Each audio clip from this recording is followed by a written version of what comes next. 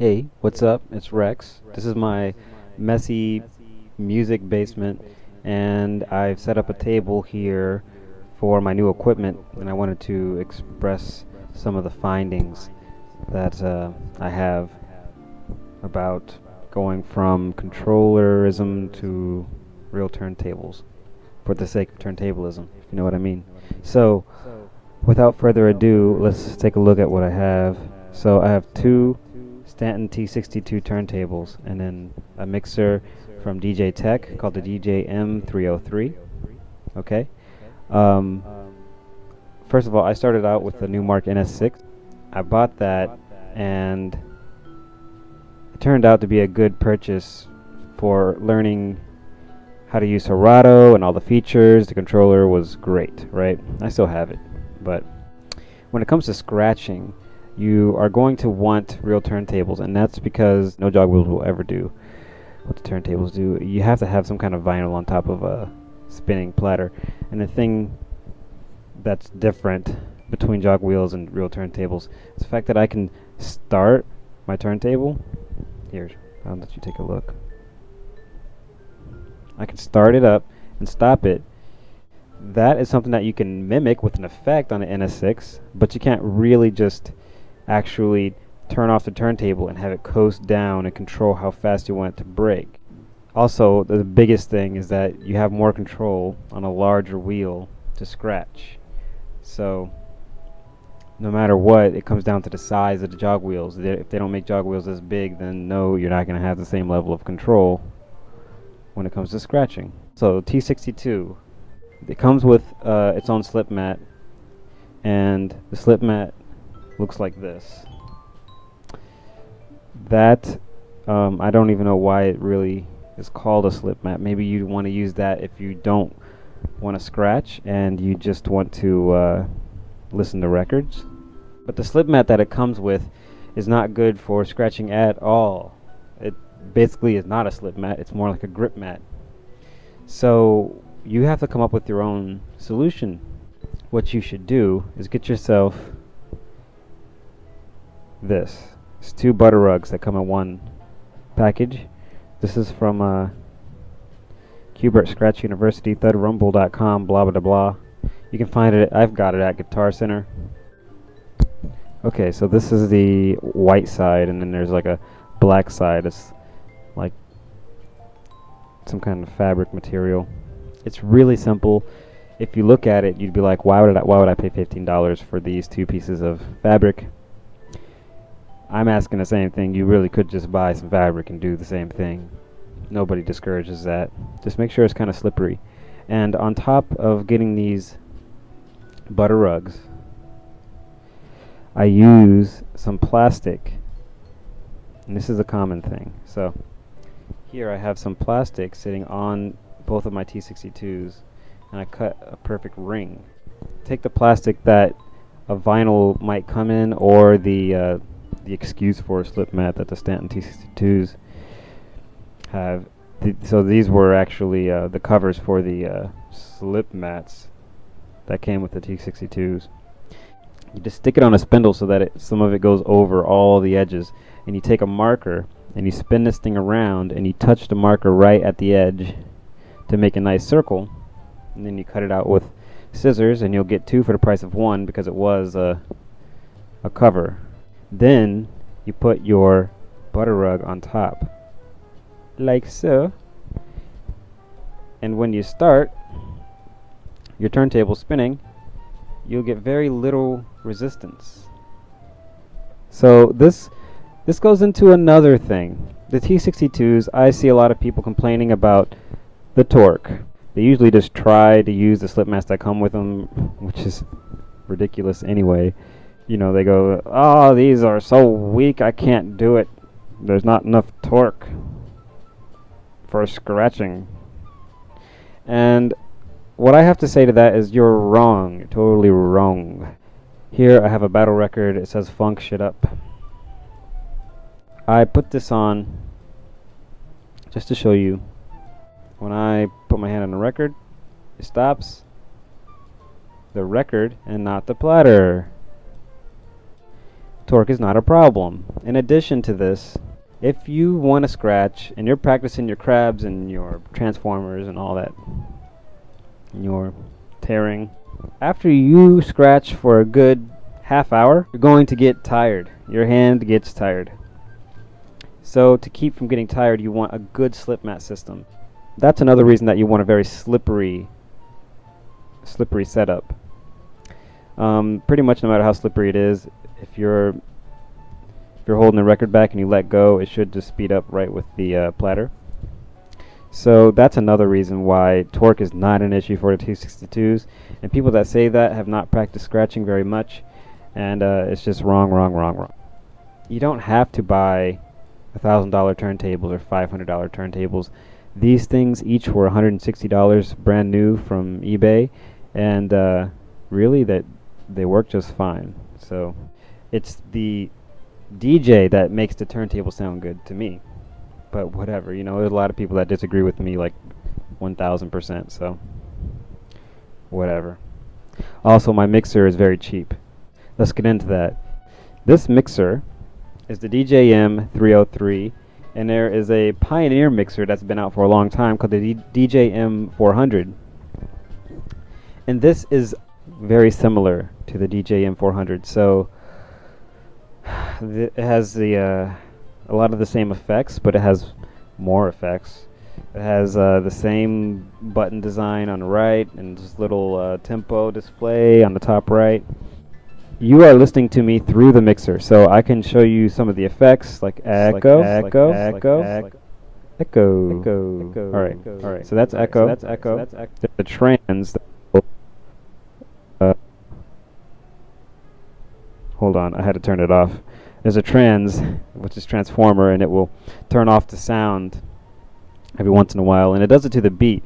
Once it detects the beat of the song, which it can do because it has a built-in digital sampler, it will use the effect to the beat, and you can control, do you want it to do, you know, in a half a beat or 3 in a matter of 4 beats, or, you know, 1-to-1 mapping, or 2-to-1 or 4-to-1. So you get these buttons here that will let you control that, and that's just like the Pioneer. The thing is, though, that this DJ Tech mixer, which is a lot cheaper than Pioneer's mixer, it has 9 effects versus 7, and it also has 3 crossfader effects that are not in that original list of 9 effects. So there are these effects that you can do where you when you turn it on, you can control the effect by moving the crossfader from one track to the other, and I can show you that later. Yo, this is flanger. I don't know if you can hear it, but that's flanger. Alright, and then we have filter, which it just, yeah, that's filter. And then there's phase. Phase is kind of like the effect when you have two of the same vinyl running and they're at very similar times. And what this is doing is doubling the waveform, but shifting them relative to each other. And we have pan, which, well, I don't know if you can hear it, but it just pans the sound left to right on the speakers. And then there's pitch, which is kind of crazy. We'll actually try to lower the pitch. And then and then you can choose how deep you want the sound. If I put it on 1-1, I guess it kind of cancels out and gives you the same pitch. But if I choose lower, then I get a lower voice. And then if I choose higher, then I get a higher voice. So that's pitch, and it's pretty cool. You can control that with the beat buttons. Then there's reverb, which kind of sounds like you're in a tunnel. And then there's this thing. So that was 8 different effects, right? And then there's this thing called sampler, which allows you to record sounds into each of these buttons. So I can record 5 different sounds, and each one's like 7 seconds long. It's kind of like Yak Back, if you ever remember that toy. You get it recorded into these banks, and you can play them back. And it also maps those to the beat of the song if it detects it. So it will and it will continue to do it until you turn it off. Also, all these effects, it can do it on track 1, track 2, mic, or master. So I can record anything in any way that goes through this mixer. It has 2 USB inputs, so both of those are like ASIO and whatever the standards are. You can plug it into your computer and set the computer to play through the mixer no matter what. So you can go to like a YouTube video and then you can scratch it to your favorite YouTube music, or whatever you can manage to play through your speakers on your computer, that can come through the mixer. And that's for each track. So I could actually plug the mixer into 2 different computers, and each of them could play something, and I could still crossfade across. That's something that the Pioneer does not have. So what's the downfall? How come I can buy a mixer that's about half the price and it does all this extra stuff? Well, the downfall is the sampling rate. So what is that? When you turn sound from analog to digital, you got to turn it into a bunch of numbers, and so you can count how many times is it going to get a number, just one number for how high the wave is in the waveform that's coming in, and that usually is about 40 kilohertz, 41 kilohertz. And the reason for that is because at 41 kilohertz, if you're recording a number 41,000 times a second, then the highest pitch you're going to be able to record is half that, so that there's an up and a down, up and down. The highest pitch that you can get with 41 kilohertz of sampling is 20.5 kilohertz, and that is just a little bit above the human hearing range. People are pretty happy with 41 kilohertz because you can't hear anything higher than that. But the Pioneer mixer has something like 92, 98 kilohertz per second sampling rate. Why? Why go so far beyond the human hearing range? That would go up to 40 something, 45 kilohertz, and we can't hear anything above 20. And the reason for that is because you lose sound quality when you go from digital to analog and back to digital.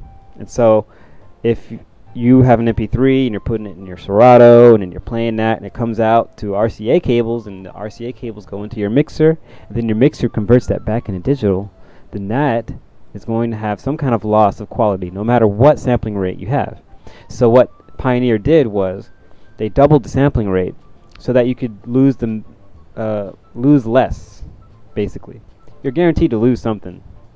If you went from digital to analog and back to digital, then you're sampling numbers back, and they're not going to be exactly the same as what was going on in the original MP3 or whatever source. That's why Pioneer made a mixer that has a extremely high sampling rate, and then it goes and mixes it. And then at the end, when the output comes out, if you look at the specs on the Pioneer, it's still going to come out at 41 kilohertz.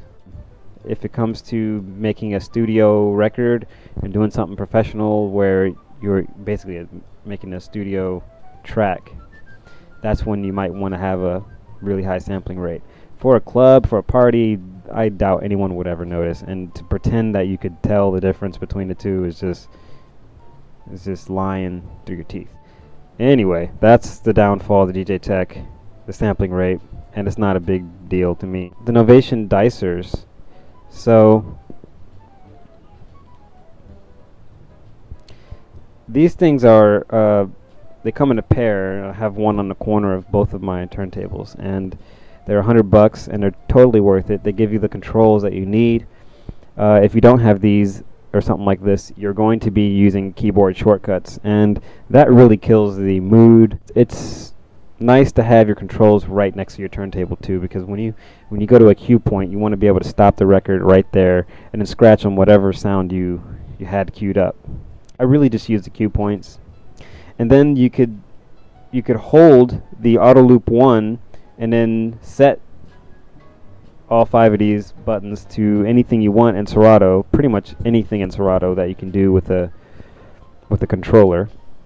And then you can hold the other button and get another set. That's 10 programmable buttons on each dicer. I use just auto loop 1, and then I set a manual loop in, manual loop out, and then turn manual loop on and off, and then I have like these left and right for changing which loop I'm using in Serato. Okay, so that's all I had to say. I know that was a long lecture. Peace.